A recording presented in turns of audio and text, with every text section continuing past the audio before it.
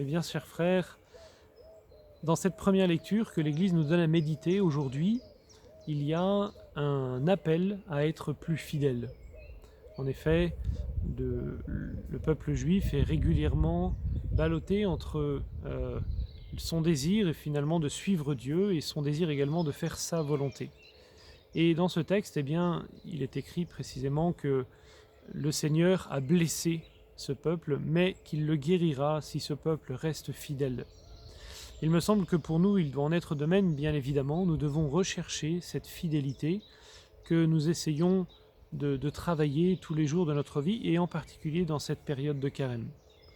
Nous avons un carême bien particulier, il est vrai, mais il me semble qu'il est bon d'essayer de ne pas oublier les efforts que nous avons décidé de faire, en particulier au début de ces 40 jours.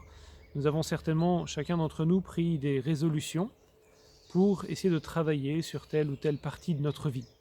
Eh bien, comme nous atteignons bientôt la mi-carême, avec le dimanche qui arrive, là, le dimanche de l'étaré, le dimanche de la joie, eh bien, il est bon de nous rappeler ce que nous avons de faire un peu le point, en fait, sur ce que nous avions décidé de changer dans notre vie pour savoir si nous avons besoin d'un coup de boost, quelque chose qui nous relance un peu, si finalement nous y parvenons assez bien.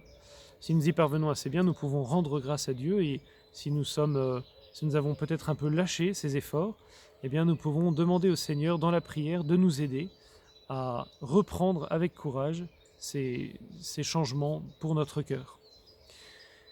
Nous sommes finalement dans cette période où nous sommes entourés par d'un côté Saint Joseph et de l'autre côté la Vierge Marie avec la fête de l'Annonciation qui arrive.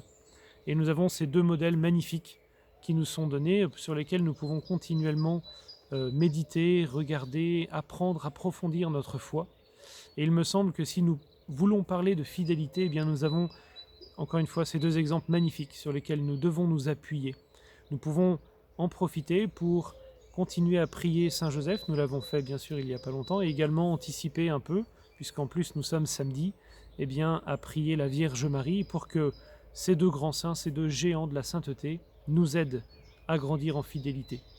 Que le Seigneur nous aide à rester fidèles, à approfondir ces points si importants de notre vie que nous voulons changer, qu'il nous bénisse et qu'il nous garde. Amen.